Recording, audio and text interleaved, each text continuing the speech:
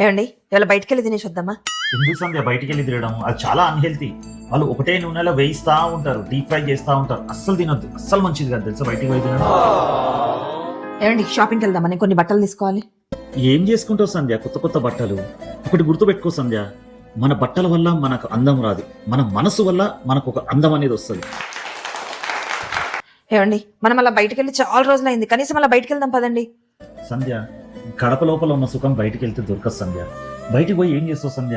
ఉన్న పైసలు ఖర్చు పెట్టుకుంటావు, నీ శరీరానికి ఒక అలసట, 4 ఫోటోలు దిగుతావు, స్టేటస్ పెట్టుకుంటావు, దాంతో వచ్చే లాభం ఏముంది? సంధ్య ఒకసారి ఫోన్ ఇయ్యి అక్కడ. అన్నను కాదు, నేను వదినని మాట్లాడుతున్నా.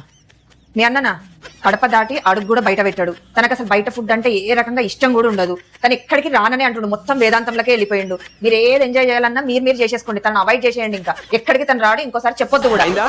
బాగైందా? ప్రతిదానికి ఓవర్ ఎక్స్ప్రెషన్.